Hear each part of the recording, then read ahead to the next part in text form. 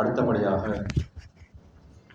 தமிழ்நாடு தவ்ஹீத் ஜமாத் தஞ்சை வடக்கு மாவட்ட பொருளாளர் சகோதரர் ஏ அப்துல் ரஹ்மான் அவர்கள் இறைச்செய்தியை இருக பற்றிய இப்ராஹிம் அலைஹிஸ்ஸலாம் என்ற தலைப்பில் உங்கள் முன் உரையாற்றுவார்.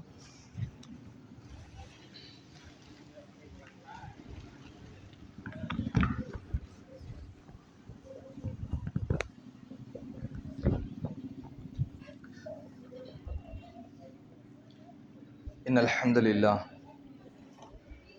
நஹ்மதுஹு வ நஸ்தஈனுஹு வ நஸ்தஅஃபிருஹு வ நஊது பில்லாஹி மின் ஷுரூரி அன்ஃபுஸினா வ மின் ஸய்யிஆத்தி அஅமாலினா மை யஹ்தியல்லாஹு ஃபலா முதில்ல லஹு வ மை யுத்லில்ஹு ஃபலா ஹாதிய லஹு வ அஷ்ஹது அல்லா இலாஹ இல்லல்லாஹு வஹ்தஹு லா ஷரீக லஹு வ அஷ்ஹது அன்ன முஹம்மதன் அப்துஹு வ ரசூலுஹு அம்மா பஅத். फ़क़द क़ाल अल्लाह तआला फ़िल क़ुरआनिल अलीम वल फ़ुरक़ानिल मजीद अऊज़ु बिल्लाहि मिनश शैतानिर रजीम बिस्मिल्लाहिर रहमानिर रहीम या अय्युहन्नास इत्तक़ू रब्बकुमुल्लज़ी ख़लक़कुम मिन नफ़्सिन वाहिदा व ख़लक़ मिन्हा ज़ौजहा व बस्स मिन्हुमा रिजालन कसीरन व निसाअ वत्तक़ुल्लाह अल्लज़ी तसाअलून बिही वल अर्हाम इन्नल्लाह कान अलैकुम रक़ीबा. கண்ணியமும் ஒற்றா பெருங்கருணையும் நிறைந்த எல்லாம் வல்ல அல்லாஹ்வின் நல்லடியார்களே, அன்பிற்குரிய சகோதரர்களே, சகோதரிகளே, ஆங்காங்கே இந்த திருமண கூட்டத்தில் பேசக்கூடிய செய்திகளை தங்களுடைய இல்லங்களிலிருந்து கேட்டுக்கொண்டிருக்கக்கூடிய தாய்மார்களே, சகோதர சகோதரிகளே, இந்த நல்லதொரு சபையில் அல்லாஹ்வுடைய செய்திகளை கேட்பதற்காக நாம் கூடியிருக்கிறோம். இதே போல நாளை அல்லாஹ்வுடைய சன்னிதானத்தில் நல்லதொரு சபையில் நாம் ஒன்று கூட வேண்டும் என்று அல்லாஹ்விடம் பிரார்த்தனை செய்தவனாக என்னுடைய இந்த உரையை ஆரம்பம் செய்கிறேன். இறை செய்தியை இருக பற்றிய இப்ராஹிம் நபி என்ற தலைப்பு எனக்கு கொடுக்கப்பட்டிருக்கிறது. இந்த தலைப்பை இந்த காலகட்டத்தில் கொடுப்பதற்கான அவசியம் என்னவென்று சொன்னால், அல்லாஹ்வுடைய வஹி செய்தியை மட்டும் பின்பற்ற வேண்டிய இந்த இஸ்லாமிய சமுதாயம் இறைவன் சொன்ன கருத்துக்கள் அல்லாமல் இன்னபிற கருத்துக்களையும் தங்களுடைய மார்க்க ஆதாரமாக எடுத்துக்கொண்டிருப்பதால்தான் அதை பற்றிய செய்தியை வலியுறுத்த வேண்டும் என்பதற்காக இந்த தலைப்பு வழங்கப்பட்டிருக்கிறது. இஸ்லாத்தினுடைய அடிப்படை லா இலாஹா இல்லல்லாஹ். இந்த லா இலாஹா இல்லல்லாஹ், அல்லாஹ் ஒருவனை தவிர வணக்கத்திற்குரியவன் யாரும் இல்லை என்ற இந்த கொள்கை என்ன நமக்கு சொல்லுகிறது அப்படின்னு சொன்னா, இறைவன் தான் அனைத்துக்குமான அதிகாரம் படைத்தவன், எந்த சட்டங்களையும் அவன்தான் வகுப்பான். இந்த மார்க்கத்தை பின்பற்ற வேண்டும் என்று சொன்னால் அதற்கான அதிகாரத்தை வழங்கக்கூடியவன், அதற்கான கட்டளையை இடக்கூடியவன் இறைவனாக மட்டும்தான் இருக்க முடியும் என்ற செய்தியை தான் இந்த லா இலாஹா இல்லல்லாஹ் என்ற இந்த கலிமா நமக்கு சொல்லுகிறது. இதை ஆணித்தரமாக விளங்க வேண்டிய இந்த இஸ்லாமிய சமுதாயம் இதை வெறும் திக்ருகளாகவும் ஏதோ ஒரு மந்திர சொல்லாக மட்டுமே இன்றைக்கு பயன்படுத்தி கொண்டிருப்பது என்பதை நாம் யதார்த்தத்தில் பார்க்கிறோம். ஆனால் இதை கொள்கை அளவில் அவர்கள் புரிந்திருக்கிறார்களா அப்படின்னு பார்த்தோம் சொன்னால் ரொம்ப அரிதான ஒரு செயலாகத்தான் இன்றைக்கு அதை பார்க்க முடிகிறது. அல்லாஹ் திருமறை குர்ஆன்ல சொல்லுகிறான், ஃபஅலமு அன்னஹு லா இலாஹா இல்லல்லாஹ், வணக்கத்திற்குரியவன் அல்லாஹ்வை தவிர வேறு யாருமே இல்லை என்ற இறைவன் அவன்தான் அனைத்திற்குமான அதிகாரம் படைத்தவன் என்று சொல்லி அல்லாஹ் திருமறை குர்ஆன்ல சொல்றான். அப்ப இந்த அதிகாரம் படைத்தவன் என்று சொன்னால் இந்த மார்க்கத்தில் எது சட்டமாக விதிக்க வேண்டுமோ, எது ஆதாரமாக விதிக்க வேண்டுமோ அதை இறைவன் தான் தீர்மானிப்பான் என்பதை நாம் ஆழ உள்ளத்தில் பதிந்து கொள்ள வேண்டும்.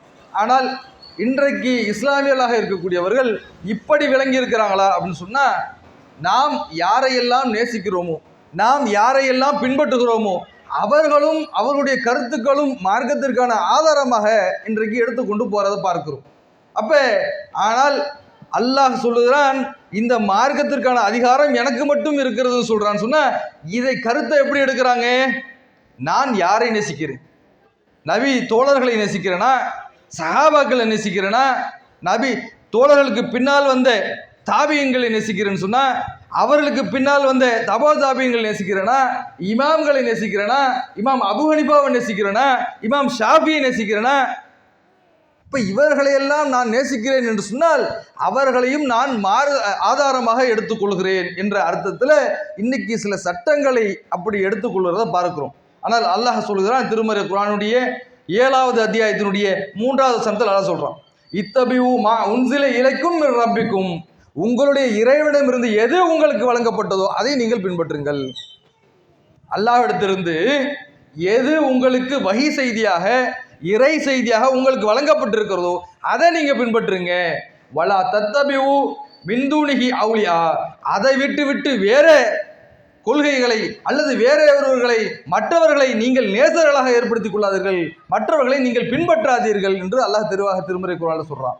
அப்ப இறைவன் எதை சட்டமாக வழங்கி இருக்கிறானோ அதைத்தான் நம்ம பின்பற்றணுமே தவிர மார்க்க ஆதாரமாக இன்ன பிற கொள்கைகளை நாம் எடுத்துக்கொள்ள கூடாது என்று சொல்லி அல்லாஹ் திருமறை குர்ஆனில் சொல்றான். ஆனா மார்க்க ஆதாரமாக இன்றைக்கு இது போன்ற கொள்கைகளை நாம் எடுத்துக்கொள்கிறோம் என்று சொன்னால் இறை தூதர்களையும் அதற்கு பின்னால் வந்த நபி தோழர்களையும் மார்க்க ஆதாரமாக நாம் எடுத்துக்கொள்கிறோம் என்று சொன்னால் அதற்கு மார்க்கத்தில் அங்கீகாரம் இருக்குதா? இந்த மார்க்கத்தில் அல்லாஹ் அதற்கான ஒரு வாய்ப்பை கொடுத்திருக்கிறானா? அவர்களுடைய செய்திகளையும் அவருடைய சொந்த கருத்துக்களையும் அவர்கள் சுயமாக சொன்ன செய்திகளை எல்லாம் நாம் மார்க்கமாக பின்பற்றுவதற்கு இறைவன் நமக்கு வழிமுறை கொடுத்திருக்கிறானா? அல்லாஹ் திருமறை குர்ஆன்ல சொல்றான், அலா லில்லாஹி தீனுல் ஹாலிஸ், இந்த மார்க்கத்தில் உள்ள அதிகாரம் அல்லாஹ் ஒருவனுக்குத்தான், அல்லாஹ்க்கு மட்டும்தான் மார்க்கத்தில் அனைத்து விதமான அதிகாரம் இருக்கிறது. ஆனா நாம என்ன நினைக்கிறோம்? நபி தோழர்கள், சஹாபாக்கள் எவ்வளவு பெரிய தியாகிகள், அவர்கள் போன்ற தியாகிகள் இருக்கிறாங்களா?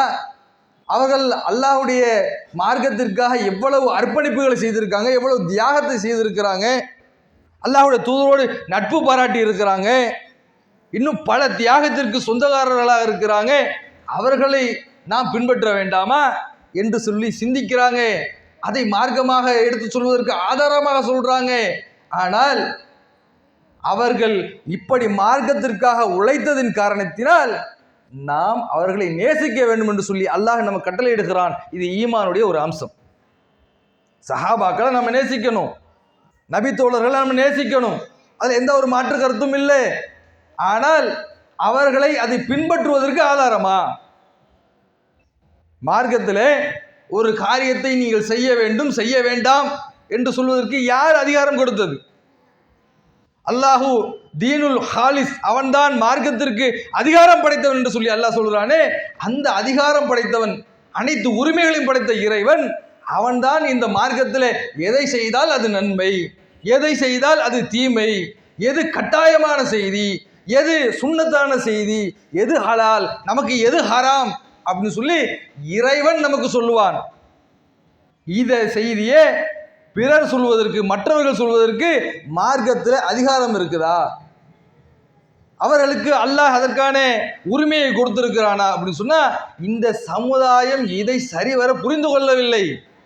லா இலாஹ இல்லல்லாஹ் என்ற இந்த கலிமாவை, இந்த செய்தியை, இந்த வார்த்தையை வெறும் திக்ருகளாக நினைவு கூறத்தக்க ஒரு வார்த்தையாகத்தான் நினைக்கிறாங்களே தவிர அதை இந்த சமுதாயம் கொள்கை அளவுல பின்பற்ற வேண்டிய உறுதியான ஒரு கொள்கையாக புரிஞ்சிருக்கிறாங்களா? அப்ப இந்த லா இலாஹ இல்லல்லாஹ் என்ற இந்த செய்தியை அல்லாஹ் வெறும் வார்த்தையாக சொல்லாமல் ஒரு கொள்கையாக இந்த மக்கள் புரிந்து கொள்ள வேண்டும் என்பதற்காகத்தான் இந்த மார்க்கத்தை நமக்கு வழங்கி இருக்கிறான். அப்ப இந்த மார்க்கத்தினுடைய ஆதாரமாக நாம் பின்பற்ற வேண்டியது என்பது இறைவனிடத்திலிருந்து வந்த திருமறை குர்ஆனும் நபிகள் நாயகம் ஸல்லல்லாஹு அலைஹி வஸல்லம் அவர்கள் சொன்ன அந்த ஹதீஸ்களும் தான். இதுதான் அல்லாஹ்வுடைய வஹி செய்தி என்பதை நாம் ஆழமாக உள்ளத்தில் பதிய செய்யும். அப்ப இன்ன பிற நபித்தோழர்கள், சஹாபாக்கள், அதற்கு பிறகு வந்த நல்லோர்கள் எல்லாம் அவர்களுடைய சொந்த கருத்துக்களை மார்க்க ஆதாரமாக எடுத்துக்கொள்ளக்கூடாது. அப்படிங்கிறதுக்கு நாம் என்ன செய்திகளை வச்சிருக்கிறோம், எப்படி நாம் அதை நிரூபிக்கிறோம், எப்படி அதை ஆதாரமாக எடுத்து சொல்லுகிறோம் அப்படின்னு சொல்லி சொன்னால், நம்முடைய முன்னோர்களை பற்றிய செய்திகளாக அவர்கள் பின்பற்ற வேண்டும் என்பதற்கு என்ன சொல்றாங்க? நாம் யாருங்க பின்பற்றுறோம்? சஹாபாக்களை இல்லையா? அந்த சஹாபாக்களுடைய தியாகத்திற்கு நம்முடைய தியாகம் ஈடாகுமா? அவர்களுடைய ஈமானுடைய தரத்திற்கு நம்முடைய ஈமான் ஒத்து போகுமா? நாம் எப்படி சாதாரண மனித கருத்துக்களை நாம் எப்படி பார்க்க முடியும்? சஹாபாக்களை நாம் உயர்ந்த இடத்திற்கு கொண்டு போகணுமா இல்லையா? அவர்களை மதிப்பதற்கு அதுதானே சரியான வழிமுறை அப்படின்னு சொல்லி அவர்களை ஆதாரமாக காட்டக்கூடியவர்கள், அவர்களுக்கு பின்னால் இருக்கக்கூடிய மற்ற இமாம்களை பின்பற்ற வேண்டும் என்று சொல்லக்கூடியவர்கள், அபு ஹனிஃபா இமாம் அவர்களை பின்பற்ற வேண்டும் என்று சொல்லக்கூடியவர்கள், ஷாஃபி இமாம் அவர்களை பின்பற்ற வேண்டும் என்று சொல்லக்கூடியவர்கள் இதை ஆதாரமாக காட்டுகிறார்களே, இது மார்க்க ஆதாரம் ஆகுமா? இதை வச்சு அவர்கள் பின்பற்ற வேண்டும் என்ற ஒரு ஆதாரத்தை நாம் நிரூபிக்க முடியுமா, சொல்ல முடியுமா? அல்லாஹ் அப்படித்தான் திருமறை குர்ஆன்ல சொல்லி இருக்கிறானா? அதனால் அவர்களை நீங்கள் பின்பற்றுங்கள் என்று அல்லாஹ் சொன்னானா? அவருடைய கருத்துக்களை நீங்கள் ஏற்றுக்கொள்ளுங்க, அதனால் உங்களுக்கு மறுமையில் சொர்க்கம் கிடைக்கும் என்று சொல்லி அல்லாஹ் அப்படி சொல்லி இருக்கிறானா? அவர்கள் நல்லோர்கள், அவர்கள் சிறந்தவர்கள், அவர் தியாகிகள், அவருடைய தியாகத்தை போற்றுதலுக்குரியது, அதற்கு எந்த மாற்று கருத்தும் இல்லை. ஆனால் அதை சொல்வதனால் அவர்களை பின்பற்ற வேண்டும் என்ற கருத்து தவறானது. அது மார்க்கத்திற்கு ஆதாரமானதாக அது ஆகாது என்பதற்காகத்தான் இந்த இப்ராஹிம் நபி அவர்களுடைய இந்த வாழ்க்கையை நாம் சான்றாக பார்க்கிறோம். எப்படிப்பட்டவர்? நபி இப்ராஹிம் அலைஹிஸ்ஸலாம் அவர்கள் அல்லாஹுடைய தூதராக இருந்தவர்கள். அல்லாஹ் அவர்களை பற்றி திருமறை குர்ஆனில் சொல்றான், இத்தஹது இப்ராஹிம் ஹலீலா, இந்த இப்ராஹிம் அல்லாஹுடைய உற்ற தோழனாக இருக்கிறார். அந்த அளவுக்கு அல்லாஹுக்கு நெருக்கமானவர். அல்லாஹுடைய தூதராக இருக்கிறார், அல்லாஹுடைய தோழனாக இருக்கிறார், அல்லாஹுடைய மார்க்கத்திலே அவர்கள் தியாகம் செய்திருக்கிறார். அவருடைய தியாகத்திற்கு ஈடு இணை எதுவுமே இல்லை. அப்படிப்பட்ட தியாகத்தை செய்த அந்த இப்ராஹிம் நபி அவர்கள் அல்லாஹுவிற்காக ஒரு ஆலயத்தை கட்டுறாங்க. ஒரு பள்ளிவாசலை, மஸ்ஜிதுல் காபாவை புனர் நிர்மாணம் செய்கிறாங்க, கட்டுறாங்க. அதை கட்டிவிட்டு அல்லாஹ்விடத்தில் பிரார்த்தனை செய்கிறாங்க. எப்படி பிரார்த்தனை? இறைவா, இந்த ஆலயத்தை நீ கட்டளையிட்டாய், நாங்கள் கட்டிவிட்டோம். அதை கட்டிவிட்டு அவர்கள் அல்லாஹ்விடத்தில் பிரார்த்தனை செய்கிறாங்க. வா அரினா மனாசிக்கனா, இறைவா, இந்த பள்ளிவாசலை நீ கட்ட சொன்ன, கட்டிட்டோம். நீ இதை எழுப்ப சொன்ன, நாங்கள் எழுப்பி விட்டோம். ஆனால் இந்த ஆலயத்தை கட்டிய பிறகு அதில் எப்படி நாங்கள் வணங்க வேண்டும், எங்களுக்கு அதனுடைய வழியை கற்றுக் கொடுக்கிறேவா அப்படி சொல்லி அல்லாஹ்விடத்துல பிரார்த்தனை செய்றாங்க. இந்த இப்ராஹிம் நபி அவர்கள் இறை நேசராக இருக்கிறார், இறைவனுடைய தோழராக இருக்கிறார், நெருக்கமான மனிதராக இருக்கிறார். ஆனால் இந்த மார்க்கத்தினுடைய வரம்புகளை அறிந்து விளங்கி செய்கிறார். அல்லாஹ் கட்ட சொன்னா கட்டுனேன், நான் இறை தூதர், நான் தான் கட்டினேன், நான் தான் இதை வடிவமைச்சேன், நான் தான் இதற்கு புனர் நிர்மாணம் செய்தேன், நான் அல்லாஹ்விற்கு நண்பனாக இருக்கிறேன், அல்லாஹ்வுடைய தூதராக இருக்கிறேன், அதனால் நான் என் இறைவனுக்கு நான் வணக்கத்தை உரிமையாக்குகிறேன், நான் உருவாக்குகிறேன் என்று சொல்லி அவராக செய்தாரா, அல்லாஹ் இடத்துல கையேந்திராரா? இறைவா, எனக்கு நீ வணக்கத்தை கற்றுக்கொடுன்னு சொல்லி அல்லாஹ் இடத்துல கையேந்தி கேட்டாரு. வணக்க வழிபாடுகளை, மார்க்கத்தை, அதனுடைய சட்டங்களை எப்படி என்று சொல்லி கற்றுக்கொண்டு சொல்லி அல்லாஹ் இடத்துல கையேந்தினாரு. அப்ப இப்ராஹிம் நபி அவர்கள் மிகப்பெரிய ஒரு தோழராக, இறை நேசராக இருந்தவர்கள். மார்க்கத்தினுடைய அதிகாரத்தை அவங்க கையில் எடுக்கல, அல்லாஹ் இடத்துல கேட்டாங்க. அப்ப இந்த செய்தியை தான் நாம் கேட்கிறோம். நபி இப்ராஹிம் அவர்களை விட இந்த அபு ஹனீஃபா அவர்கள் பெரிய இறைநேசர்களாக நீங்க பார்க்கிறீங்களா? இந்த இப்ராஹிம் நபி அவர்களை விட ஷாஃபி இமாம்களை நீங்க பெரிய இறைநேசர்களாக பார்க்கிறீங்களா? இந்த இப்ராஹிம் நபி அவர்களை விட நபி தோழர்களுடைய அந்த ஈமானை நீங்க அதிகமா பார்க்கிறீங்களா? எதுல நேசத்தை நீங்க ஒப்பிட்டு பார்க்கிறீங்க? இன்னும் சொல்ல போனா நபி ஆதம் அலைஹிஸ்ஸலாம் அவர்களை அல்லாஹ் படைத்தான். படைத்து விட்டு அல்லாஹ் சொல்றான், அல்லம ஆதம அஸ்மா குல்லஹா, இந்த ஆதமுக்கு அனைத்து அறிவுகளையும் நாம் கற்றுக் கொடுத்தோம், அனைத்து பெயர்களையும் நாம் கற்றுக் கொடுத்தோம். அப்படின்னா என்ன? இப்ப இருக்கக்கூடிய நம்முடைய காலம் வரை, நமக்கு பின்னால் வரப்போகிற காலம் வரை இந்த உலகத்தில் படைக்கப்பட்டிருக்கக்கூடிய அனைத்து பொருளுடைய பெயர்களுடைய அறிவையும் நபி ஆதம் அலைஹிஸ்ஸலாமுக்கு அவள் கற்றுக் கொடுத்திருக்கிறார். அப்படின்னா என்ன அர்த்தம்? இன்னைக்கு நாசால என்னென்னலாம் விஞ்ஞானத்தில் வெளியிட்டு இருக்கிறானோ, நம்மளோட பேருக்கு அறிவுக்கு எட்டாத வகையில் இருக்குதோ, விஞ்ஞானிகள் அதை பெரிதாக பார்க்கிறார்களோ, அதை கடந்து இனிமேல் வரப்போகிற அனைத்து அறிவுகளையும் அவர்கள் கற்றிருக்கிறார்கள். அப்படிப்பட்ட அனைத்து ஆய்வுகளும், அனைத்து விஞ்ஞான கருத்துக்களும், அனைத்து பேர்களும், அனைத்து அறிவுகளும் ஆதம் அலைஹிஸ்ஸலாமுக்கு அல்லாஹ் கற்றுக் கொடுத்திருக்கிறான். இப்படி கற்றுக் கொடுத்ததனால் அல்லாஹ் திருமறை குர்ஆன்ல நபி ஆதம் அலைஹிஸ்ஸலாமை அந்த சுரத்தில் இருந்து பூமிக்கு அனுப்பக்கூடிய நேரத்தில் அல்லாஹ் திருமறை குர்ஆன்ல ஒரு வசனத்தில் சொல்றான், குல் நஹ்பிது மின்ஹா ஜமீஆ, நீங்க இருவரும் இந்த பூமிக்கு போங்க, ஃப இம்மா யாத்தியன்னக்கும் மின்னி ஹுதா, என்னிடத்திலிருந்து உங்களுக்கு ஒரு நேர்வழி வரும், ஃபமன் தபிஅ ஹுதா, யார் அந்த நேர்வழி பின்பற்றுகிறார்களோ ஃபலா ஹவுஃபுன் அலைஹிம், அவர்கள் கவலைப்படவே தேவையில்லை, வலாஹும் யஹ்ஸனூன், அவர்கள் எந்தவித சந்தேகம் பட தேவையில்லை, கவலைப்பட தேவையில்லை அப்படி சொல்லி அல்லாஹ் சொல்லுகிறானே. அனைத்து பேரையும் கற்றுக் கொடுத்துட்டு, அனைத்து ஆற்றலையும் கற்றுக் கொடுத்துட்டு, எல்லா விஷயமும் தெரியும், நீயா பார்த்து என்னென்ன வணங்கணும், என்னென்ன ஹராமு, என்னென்ன ஹலாலு, மறுமைக்கு சொர்க்கத்துக்கு போடணும், எதை செய்யணும், எதை செய்யக்கூடாது, நீயா உருவாக்கிக்க அப்படின்னு சொல்லி அல்லாஹ் சொன்னானா? அதான் அல்லாஹ் எல்லா அறிவும் கொடுத்துட்டானே. எல்லா அறிவையும் கொடுத்ததனால் நபி ஆதம் அலைஹிஸ்ஸலாம் அவர்களை அல்லாஹ் அவர்களாக வணக்க வழிபாடுகளை நீயா உருவாக்கி கொண்டு உன்னுடைய வாழ்க்கையை அமைத்துக் கொண்டு சொன்னானா? இந்த பூமிக்கு அனுப்பக்கூடிய நேரத்தில் என்னிடத்திலிருந்து நேர்வழி வரும், வகி வரும், அந்த வகையை பின்பற்றுன்னு சொன்னானா?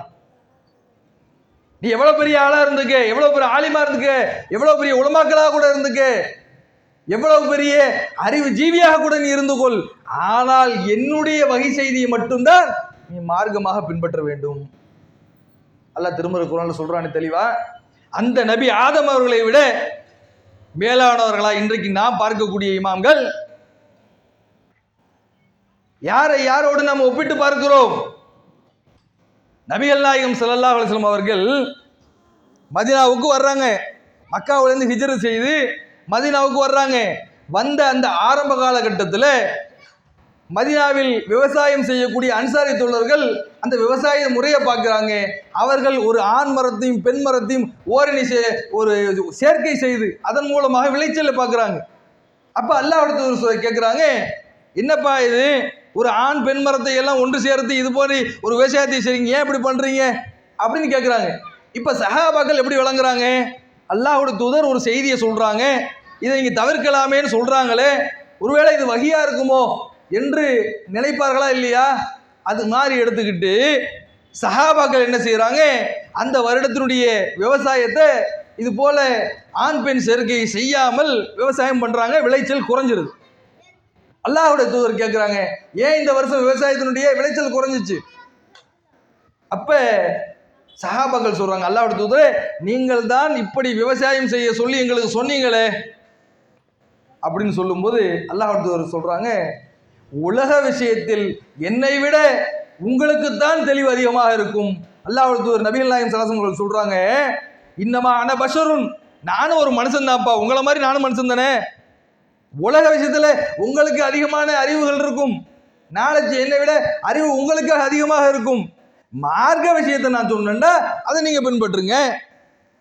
அப்ப அல்லாஹ்வுடைய தூதர் நபிகள் நாயகம் ஸல்லல்லாஹு அலைஹி வஸல்லம் கூட தன்னுடைய சொந்த கருத்தை எப்படி சொல்றாங்க? ஏன் சொந்த கருத்தா அதை ஏத்துக்கிறாத, மார்க்கம்னு சொன்னா ஏத்துக்க. இப்ப மார்க்கம்னு சொன்னா அது அல்லாஹ்வுடைய வகி செய்தியாக இருந்தால் மட்டும்தான் ஏற்றுக்கொள்ள வேண்டும் என்ற செய்தியை நபிகள் நாயகம் ஸல்லல்லாஹு அலைஹி வஸல்லம் அவர்களும் சஹாபாக்களுக்கு தெளிவுபடுத்துறாங்கன்னு சொன்னா, இன்றைக்கு விளக்கம் என்று சொல்லி இமாம்கள் எந்த விரிவுரையாக எழுதி வைக்கிறார்களோ, எதை செய்தியாக சொல்கிறார்களோ, நம்மை விட அதிகமாக விளக்கம் தெரிந்தவர்கள் அவர்கள்தான், நம்மை விட அறிவு ஜீவிகள் அவர்கள்தான் என்று சொல்லி அவர்களுடைய செய்திகளை மார்க்க ஆதாரமாக எடுத்துக்கொள்வது இறைவனுடைய அதிகாரத்தில் கை வைக்கிறது இல்லையா? இதை நாம ஆதாரமா எடுத்துக்கொள்ள முடியுமா? அப்ப அல்லாஹ்வுடைய தூதரை விட இவர்கள் சிறந்தவர்களா? இறைவனுக்கு நெருக்கமாக இருந்தவர்கள், இறை செய்தியை பெற்றவர்கள், அவர்கள் சொல்லுகிறார்கள், என்னுடைய சொந்த கருத்து ஆதாரம் இல்லப்பா, நீ மார்க்க ஆதாரம் என்று சொன்னால் அல்லாஹ்வுடைய வஹியை தான் பின்பற்றணும்னு சொன்னாங்களே, அவர்களை விட இவர்கள் உயர்ந்தவர்களா? எங்க இப்படி ஒப்பிட்டு பார்க்கிறோம். மார்க்க ஆதாரம்னு சொல்றியே, அல்லாஹுடைய மார்க்கத்தில் அதிகாரம் செலுத்துவதற்கு, ஒரு செய்தியை சொல்வதற்கு உரிமை படைத்தவர் அல்லாஹ் மட்டும்தான். அந்த உரிமையில யாருக்கும் அதிகாரம் கிடையாது என்பதை நாம எடுத்து சொல்றோம். இப்போ ஒருத்தர் சொல்றாரு, தன்னை ஷாஃபின்னு சொல்லிக்கிறார் அல்லது தன்னை ஹனஃபின்னு சொல்லிக்கிறார். என்ன அர்த்தம்? நான் ஷாஃபி என்று சொன்னால் இமாம் ஷாஃபியை சேர்ந்தவன், அவருடைய கருத்துக்களை நான் பின்பற்றுகிறேன், அவர் சொல்லக்கூடிய ஆதாரங்களை என்னுடைய வாழ்க்கையில் நான் பின்பற்றுகிறேன். அப்படின்னா என்ன அர்த்தம்? நான் ஒருத்தரை பின்பற்றுறேன், அவருடைய கருத்துக்களை பின்பற்றுறேன். இமாம் அபு ஹனீஃபா அவர்களை பின்பற்றுகிறார், தன்னை ஹனஃபி என்று சொல்லுகிறார். அப்படின்னா என்ன அர்த்தம்? நான் ஹனஃபி என்ற இந்த மதுஹபை பின்பற்றுவதனால் இமாம் அபு ஹனீஃபாவுடைய கருத்துக்களை நான் பின்பற்றுகிறேன், அப்போ ஒரு மனிதரை நான் பின்பற்றுறேன் அப்படின்னு சொல்றாரு. இப்ப நாம என்ன கேட்கிறோம்? நீ ஒரு மனிதரை பின்பற்றுவது என்பது மார்க்கத்தில் இது ஆதாரமா? இதை எடுத்துக்கொண்டு பின்பற்றலாமா? ஒரு மனிதனுடைய கருத்து மார்க்கத்தினுடைய ஆதாரமாக ஆகுமா? அவருடைய சொந்த கருத்துக்கள், அவருடைய சுய எழுத்துக்கள் மார்க்கத்தினுடைய அதிகாரமாக, அத்தாரிட்டியாக எப்படி மாற முடியும்? அப்ப இதையெல்லாம் கடந்து ஒரு மார்க்க அறிஞருடைய, ஒரு மனிதருடைய, ஒரு இமாமுடைய சொந்த கருத்துக்கள் மார்க்க ஆதாரமாக ஆகாது என்று சொல்லக்கூடிய நேரத்தில் சிலர் எப்படி செய்யறாங்கன்னு தெரியுமா? சலஃபுகள் என்று சொல்லக்கூடியவர்கள், நாங்க சலஃபுகள் அப்படின்னு தன்னை பிரகடனப்படுத்துறாங்க. அப்படின்னா என்ன அர்த்தம்? நாங்கள் முன்னோர்களை பின்பற்றுகிறோம். அது என்னங்க முன்னோர்களே? ஒரு மனிதரை பின்பற்றுவது தப்பு என்று சொல்லக்கூடியவர்கள், இமாம் ஷாஃபியை பின்பற்றிட்டு போனா அது தப்பு அப்படின்னு சொல்லக்கூடியவர்கள், இமாம் ஹனஃபியை பின்பற்றி போனா தப்புன்னு சொல்லக்கூடியவர்கள், நாங்கள் சலஃபுகள் என்று சொல்லிக்கொண்டு எல்லா நபித்தோழர்களையும் பின்பற்றுவோம், எல்லா சஹாபாக்களையும் பின்பற்றுவோம், எல்லா தாபியன்களையும் பின்பற்றுவோம், மற்ற இமாம்கள் அனைவர்களையும் பின்பற்றுவோம் என்று சொன்னால் இதை ஏற்றுக்கொள்ளலாமா? இது அங்கீகாரமா மார்க்கத்துக்கு? அப்ப முன்னோர்கள், சஹாபாக்கள், ஷாஃபி இமாமை பின்பற்றக்கூடியவர்கள், அபு ஹனீஃபா இமாமை பின்பற்றக்கூடியவர்கள், இப்படி ஒரு கருத்தை எடுத்துக்கொண்டு பின்பற்றக்கூடியவர்கள் மார்க்கத்திற்கு ஆதாரம் அல்ல என்பதை நாம் இந்த இறை வசனங்களிலிருந்து கொடுக்கப்பட்ட ஆதாரத்திலிருந்து பார்க்கிறோம். அதே போல இதுக்கான காரணம் சில இருக்குங்க. ஒருத்தவங்க இப்படிப்பட்ட கொள்கைக்கு செல்வதனால் சில காரணங்களை இறைவனை திருமறை குர்ஆன்ல தெளிவுபடுத்துறான். ஏன் ஒரு வழிகேடர்களுடைய கொள்கை இப்படி தடம் மாறுகிறது என்பதை அல்லாஹ் என்ன செய்யறான்? திருமறை குர்ஆன்ல சில உதாரணங்களை ஒப்பிட்டு காட்டுறான். வழிகேடர்களுடைய வழிகளை, இந்த வரலாறை நீங்கள் எப்படி பார்க்க வேண்டும் தெரியுமா? திருமறை குர்ஆனில் நீங்கள் சில வசனங்களை புரட்டி பார்த்தால், நபி ஈசா அலைஹிஸ்ஸலாம் அவர்கள் அல்லாஹ்வுடைய தூதராக இருந்தவர், அவரும் ஒரு இறைநேசர் தான், மாற்று கருத்து இல்லை. அப்படிப்பட்ட அந்த ஈசா நபியை தங்களுடைய இறைவனுடைய மகனாக, அல்லாஹ்வினுடைய மகனாக பார்க்கக்கூடிய அளவிற்கு நேசம் அதிகமானதற்கு காரணம் என்ன? அளவு கடந்த பக்தி, அளவு கடந்த நேசம். ஒரு நேசம் எப்பொழுது ஒரு உரிய வரம்புக்கு எல்லையில இருக்குதோ அப்பொழுது அது பிரச்சனை இல்லை. ஆனால் அந்த நேசம் என்பது, அவர்களிடத்தில் காட்டக்கூடிய அன்பு என்பது, அவர்களுக்கு கொடுக்கக்கூடிய அந்த மரியாதை என்பது எப்பொழுது அளவு கடந்து வரம்பு மீறி, அல்லாஹுடைய வரம்புகளுக்கு மீறி நேசிக்கப்படுகிறதோ அப்போது அது மார்க்கத்துக்கு முரணாக போயிடும். அதனால தான் ஈசா நபி அவர்களை இறைவனுடைய மகனாக அந்த சமுதாயம் மாற்றியது. உசைர் என்று சொல்லக்கூடிய ஒரு நல்ல மனிதர், அந்த நல்ல மனிதரை அந்த சமுதாயம் இறைவனுடைய மகனாக மாற்றியது. காரணம் என்ன? அந்த மனிதரை நேசித்த நேசம் என்பது அளவு கடந்து போய் அவர்களுடைய இறைவனுடைய மகன் என்ற அதிகாரத்தை அவர்களுக்கு வழங்கக்கூடிய எல்லைக்கு சென்று விட்டது. அல்லாஹ் திருமறை குர்ஆன்ல சொல்றான். வழிகேடர்களுடைய இந்த வரலாறுகள் எல்லாம் எதை நமக்கு பாடமாக சொல்கிறது சொன்னால், நீங்கள் மரியாதை செலுத்த வேண்டும், அன்பு செலுத்த வேண்டும், நேசம் செலுத்த வேண்டும் என்று சொன்னால் அது உரிய வரம்புக்கு எல்லையில் இருக்கணும். அல்லாஹ்வுடைய மார்க்கத்திற்கு வரம்பு மீறி போகக்கூடாது என்ற அந்த கட்டுப்பாடுகள் இருந்தால் அதுல பிரச்சனை இல்லை. இதை கடந்து சென்றால் இது மார்க்கத்தினுடைய அல்லாஹ்வுடைய வரம்புகளை மீறக்கூடிய ஒரு நிலைக்கு சென்றுவிடும் அப்படிங்கிறத நம்ம பார்க்கிறோம். இப்படி வரம்பு மீறினால் என்ன நிலை தெரியுமா?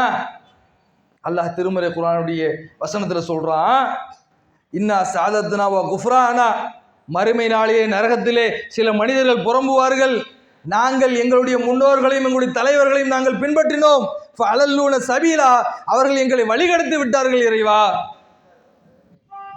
அப்ப முன்னோர்களையும் தலைவர்களையும் நீங்கள் பின்பற்றினால் அது நரகத்திலே சென்று விடக்கூடிய கொள்கைக்கு கொண்டு போய் விட்டுவிடும் அப்படின்னு சொல்லி அல்லாஹ் திருமறை குர்ஆன்ல அழகாக மறுமை நாளிலே நரகத்திலே புலம்பக்கூடிய மக்களை பற்றி தெளிவாக சொல்லி காட்டுகிறான்.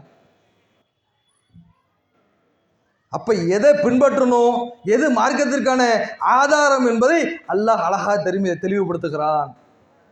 நபிகள் நாயகம் ஸல்லல்லாஹு அலைஹி வஸல்லம் அவர்கள் மறுமை நாளிலே கௌசர் என்ற தடாகத்திலே நிற்பார்கள்.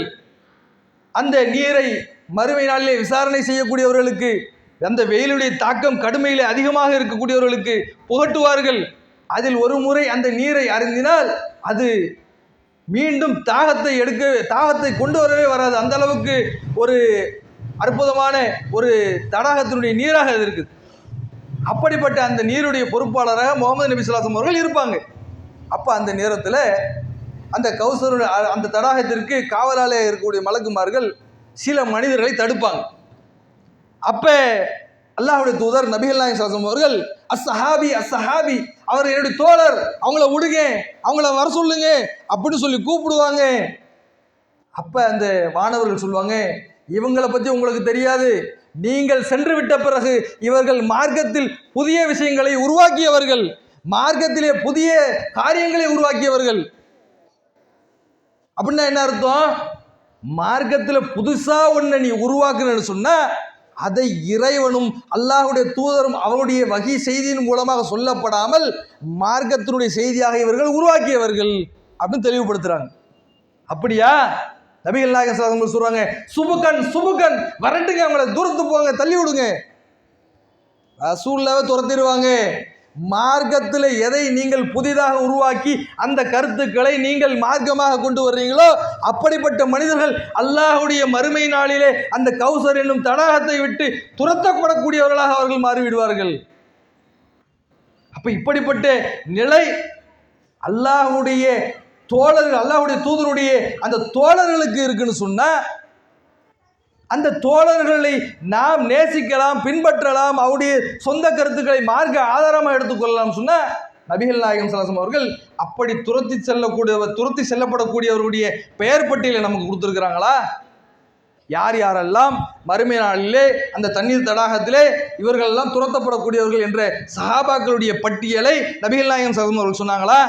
யார் யார் நமக்கு தெரியுமா? எதுவுமே தெரியாதே. யார் இருப்பா, எந்த சஹாபி இருப்பாங்க, எந்த நபி தோழர் அதில் பங்கு பெற போறாங்க, நமக்கு எதுவுமே தெரியலையே. அப்படிப்பட்ட நிலையில நாம அவர்களை மார்க்கம்னு சொல்லி பின்பற்றோம் சொன்னா அது தவறு இல்லையா? அப்ப மார்க்கம் என்று சொன்னால் அல்லாஹ்வுடைய சொல்லுக்கு மட்டும்தான் நாம் பின்பற்றுவதற்கு அதிகாரம் என்பதை நாம் உள்ளத்திலே ஆழமாக பதிந்து கொள்ள கடமைப்பட்டிருக்கிறோம். ஆனா சில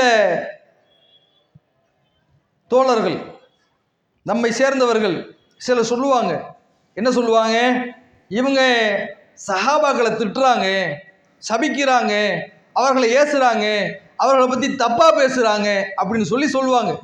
நாம் என்ன கேட்குறோம், இப்போ நாம் சொல்லக்கூடிய இதுவரைக்கும் சொன்ன செய்திகளிலே ஏதாவது ஒரு செய்தியில் அந்த தோழர்களை பற்றி, நபி தோழர்களை பற்றியோ இமாம்களை பற்றியோ அல்லது இந்த பிற மனிதர்களை பற்றியோ நாம் தவறாக ஏதாவது சொன்னோமா? அவங்க தீயவங்க, கெட்டவங்க அப்படி சொந்தமாக நாம ஏதாவது சொன்னோமா? அவர்களை பற்றி தரக்குறைவா ஏதாவது சொன்னோமா? எதுவுமே சொல்லலையே. அவர்களை பற்றி புகழ்கிறோம், நேசிக்கிறோம், அவர்களை நேசிக்க வேண்டும், இது ஈமானுடைய அம்சம் என்று சொல்லுகிறோம், அவர்களை போற்றுதலுக்குரியவர்கள், அதனால் அவர்கள் பின்பற்றுவதற்கு ஆதாரமா என்று தானே கேட்கிறோம். இது எப்படி திட்டுறது ஆகும்? அப்ப ஒரு சஹாபி ஹலாலுங்கிறாரு, ஒரு சஹாபி ஹராம்ங்கிறாருன்னு சொன்னா அதை எப்படி பின்பற்றணும் அப்படிங்கிறத நாம கேட்டோம்னு சொன்னா அதை நாம சஹாபாக்களை திட்டுறோம் அப்படின்னு சொல்றாங்க. ஆனா இதற்காக ஒரு செய்தியை நம்ம ஆதாரமா கேட்கிறோம். இமாம் ஹஜ்ம் அவர்கள், இமாம் ஹஜ்ம் என்று சொல்லக்கூடியவர்கள், எதற்கு நாம இங்கே ஒரு செய்தியை இமாமுடைய ஒரு கருத்தை நம்ம இங்கே பதிவு செய்யறோம்னு சொன்னா, இப்ப நாம இமாம்களை நாம திட்டுறோம்னு சொன்னா இதை செய்திகளை சொல்வதனால் நாம் அவர்களை இப்படி பேசுறோம்னு சொல்லி நம்மளை சொன்னாங்கன்னு சொன்னா இமாம் ஹஜ்ம் அவர்களையும் அப்படி அவங்க சொல்லணும். ஏன் தெரியுமா? அந்த இமாம் ஹஜ்ம் அவர்கள் சொல்றாங்க, ஒரு சஹாபி, ஒரு நபித்தோழர் ஒரு செய்தியை ஹலால் என்று சொல்லுகிறார், இன்னொரு சஹாபி அதே காரியத்தை ஹராம் என்று சொல்லுகிறார். இப்ப நம்ம மார்க்கத்தில் எதை பின்பற்றுறது? இவங்க ரெண்டு பேரும் சொல்றதையும் நம்ம கேட்டோம்னு சொன்னா மார்க்கத்தில் எது ஹலால் எது ஹராம் என்பதை நம்மால் தீர்மானிக்கவே முடியாது. மார்க்கத்துடைய பல சட்டங்கள் நம்மால் பின்பற்ற முடியாது. அதனால நாம சஹாபாக்களுடைய கருத்துக்களை தெளிவாக புரிந்து கொள்ள வேண்டும் அப்படின்னு சொல்லி சில செய்திகளை பட்டியலை வாசிக்கிறார். எப்படி அப்படின்னு சொன்னா, சமுரா பின் ஜுன்துப் ரலியல்லாஹு அன்ஹு அவர்கள் ஒரு சஹாபி. சஹாபாக்கள் கருத்துக்களை பின்பற்றணும்னு சொல்றீங்களே அப்படின்னு சொன்னா, இந்த சமுரா பின் ஜுன்துப் என்ற ஒரு சஹாபி அவங்க என்ன சொல்றாங்க தெரியுமா? இவங்களுடைய கருத்துப்படி மது விற்பது ஹலால். அப்படின்னா என்ன செய்யணும்? மதுவை இனிமேல் நீங்க என்ன செய்யணும்? டாஸ்மாக நீங்க தாராளமாக நடத்தலாம் அப்படின்னு சொல்லி அறிவிக்கணும். அப்ப சஹாபியுடைய இந்த சொந்த கருத்தை ஆதாரமா ஏற்றுக்கொண்டு பின்பற்றலாமா? அப்ப சஹாபாக்களுடைய சொந்த கருத்துக்களை பின்பற்ற வேண்டும் என்று சொல்லக்கூடியவர்கள் இதை ஏற்றுக்கொள்வார்களா? இது நாம கேட்கல, இமாம் ஹஜ்ம் அவர்கள் கேட்கிறாங்க. அவருடைய இஹ்காஃப் என்று சொல்லக்கூடிய ஒரு நூலில், அந்த நூலில் அவர் பதிவு செய்து எழுதுறார். எழுதிவிட்டு கேட்கிறார், இதை நம்ம கேட்கலாமா, செய்யலாமா? அதே போல அடுத்த செய்தி சொல்றார், அபு தல்ஹா ரலியல்லாஹு அன்ஹு அவர்கள், நாம் நோன்பு வச்சிருக்கிறோம், நோன்புல நாம் தாயத்திருந்து பசியோடு பட்டினியோடு அல்லாஹ்விடத்தில் நோன்பு நோக்கிறோம். இப்படி நோன்பு நோக்கக்கூடிய நேரத்தில் ஒரு துளி தண்ணீர் கூட நம்முடைய வாயில் போகாதவாறு நாம் அந்த நோன்பை நோக்கிறோம்னு சொன்னால், அந்த நோன்புல பனிக்கட்டி சாப்பிட்றோம்ல, ஐஸ்கிரீம் சாப்பிட்றோம்ல, பனி குலைவு, அதை சாப்பிடலாம் அப்படின்னு சொல்றார். அது சாப்பிட்றது ஹலால், அது செய்யலாம், அது தப்பு இல்லை. அது உணவாகவும் ஆகாது, தண்ணீராகவும் ஆகாது, அது ரெண்டுத்துக்கும் இடைப்பட்ட உணவு, அதை சாப்பிட்டுக்கலான்னு சொல்றாரு. அப்ப இதை செய்யலாமா? இந்த சஹாபியுடைய கருத்தை மார்க்க ஆதாரமாக பின்பற்றுவதற்கு தயாரா? இது ஹலால்னு சொல்லுவீங்களா? அவருடைய கருத்தை ஏற்றுக்கொள்வீங்களா? இப்படியாக அவர் ஒன்று இரண்டு சொல்லல, 50-60 சஹாபாக்களுடைய கருத்துக்களை மார்க்கத்திற்கு முரணாக இவர்கள் இப்படி சொல்லி இருக்கிறாங்கன்னு சொல்லி ஒரு பெரிய பட்டியலே போடுறார். பதிந்து விட்டு அவர் சொல்றாரு, என்ன தெரியுமா? இந்த 50-60 நான் பதிஞ்சிருக்கேன், இது செய்தி இல்லை, இதை விட இன்னும் லிஸ்ட் இருக்கு. நான் அதை எழுதுனேன்னு சொன்ன என்னுடைய இந்த இஹ்காஃப் நூல் என்பது இன்னும் பெருசா போயிடும். அதனால இதோட நினைக்கிறேன், இந்த நூலை நான் முடிச்சுக்கிறேன் அப்படின்னு சொல்லி என்ன செய்யறாரு? அந்த நூலில் பதிவு செய்கிறாரு. அப்ப இந்த செய்தியில இமாம்களை பின்பற்ற வேண்டும் என்று சொன்னால் இவருடைய கருத்துக்களை எப்படி நாம் ஏத்துக்கிறது அப்படின்னு சொல்லி இமாம் ஹஜ்ம் அவர்கள் கேட்கிறாங்க. இப்ப நாம் அப்படித்தானே கேட்கிறோம். சஹாபாக்கள் சொன்ன இந்த செய்திகளை எல்லாம் நாம மார்க்க ஆதாரம்னு எடுத்துக்கொண்டோம் சொன்னா இந்த கருத்துக்களை எல்லாம் எப்படி பார்க்கிறோம்? இதை பின்பற்ற முடியுமா? இப்ப மார்க்கம் என்பது அல்லாஹும் அல்லாஹுடைய தூதரும் எதை செய்தியாக இறைவனுடைய வஹியாக நமக்கு அறிவித்தார்களோ அதை மட்டும்தான் பின்பற்ற வேண்டும் என்று சொல்கிறோமே தவிர இன்ன பிற மனிதர்களை நேசிப்பதன் காரணத்தினால் அவருடைய சொந்த செய்திகளையும் சொந்த விளக்கத்தையும் மார்க்கமாக எடுத்துக்கொள்ளக் கூடாது என்ற செய்தியைத்தான் நாம் ஆதாரமாக வைக்கிறோம். இமாம் ஹஜ்ம் அவர்கள் தெளிவாக சொல்றாங்க. என்ன சொல்றாங்க தெரியுமா? இந்த சஹாபாக்களை பின்பற்ற வேண்டும் என்ற கொள்கை எப்படிப்பட்ட கொள்கை தெரியுமா? கிறிஸ்துவர்களுடைய கொள்கை. இது நம்முடைய கொள்கை இல்லை, இது நம்முடைய கொள்கை இல்லை. அவர் தெளிவா பதிய வைக்கிறாரு. அப்ப இந்த அளவுக்கு அந்த கொள்கையை விமர்சனம் செய்கிறார் என்று சொன்னால் இன்றைக்கு இமாம்களை, அபு ஹனிஃபா இமாம் அவர்களை, ஷாஃபி இமாம் அவர்களை மார்க்க ஆதாரமாக எடுத்துக்கொள்ளக்கூடாது. அவர்கள் இறை நேசர்களாக இருக்கலாம், அவர்கள் அல்லாஹுடைய நல்லடியார்களாக இருக்கலாம், அது அல்லாஹ் அவர்களுக்கு நல்ல கூலியை மறுமை நாளிலே வழங்குவான் இன்ஷா அல்லாஹ். அதற்காக நாம் அவர்களை மார்க்க ஆதாரமாக எடுக்கக்கூடாது என்பதை ஆணித்தரமாக விளங்கிக் கொள்ள வேண்டும். எனவேதான் நபி இப்ராஹிம் அலைஹிஸ்ஸலாம் அவர்களுடைய வாழ்க்கையை பார்க்கிறோம். இந்த கொள்கையை ஆழமாக உறுதியாக பின்பற்றக்கூடியதிலே அவர் உறுதியாக இருந்தார். இன்ன இப்ராஹிம கான உம்மதன், அவர் ஒரு தனி சமுதாயமாக இருந்தார். காணித்தல் இல்லா, அவர் உறுதியாக இருந்தார். இந்த கொள்கையில நின்றார். இந்த கொள்கையில அல்லாஹ்வுடைய இந்த செய்தியை மட்டும் பின்பற்ற வேண்டும் என்பதில் ஒரு காலம் அவர் சோழ போனதில்லை. அப்படிப்பட்ட மனிதராக அவர் நின்றார். எனவே அந்த வழியை நாம் பின்பற்ற வேண்டும். நபி இப்ராஹிம் அலைஹிஸ்ஸலாம் அவர்கள் எந்த கொள்கையை இருக பற்றி பிடித்தார்களோ அது போன்ற ஒரு கொள்கையை நாம் பற்றி பிடிக்க வேண்டும். அல்லாஹ்வுடைய மார்க்கத்தில் அவனுக்கு மட்டுமே இந்த மார்க்கத்தினுடைய வழிகாட்டுதலுக்கான அதிகாரம் இருக்கிறது என்பதை இந்த நேரத்தில் சொல்லிக்கொண்டு என்னுடைய உரையை நிறைவு செய்து கொள்கிறேன். அஸ்ஸலாமு அலைக்கும் வரஹ்மத்துல்லாஹி வபரகாத்துஹு.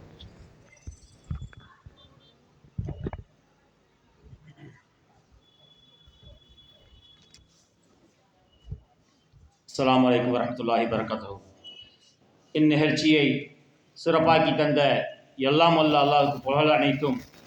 இவ்வளவு நேரம் பொறுமை காத்து கேட்டுக்கொண்டிருந்த பொதுமக்களுக்கும் தாய்மார்களுக்கும் மேலும் காவல்துறை நண்பர்களுக்கும் கிளை சார்பாக நன்றியை தெரிவித்துக் கொள்கிறோம். மேலும் ஒளி அமைப்பு மற்றும் மேடை அமைத்த நண்பர்களுக்கும் நன்றியை தெரிவித்துக் கொள்கிறோம். சபையை முடிக்கும் போது போதும் துவா சுப்ஹானக அல்லாஹும்ம வபிஹம்திக அஷ்ஹது அன் லா இலாஹ இல்லா அன்த அஸ்தக்ஃபிருக வ அத்தூபு இலைக். அஸ்ஸலாமு அலைக்கும்.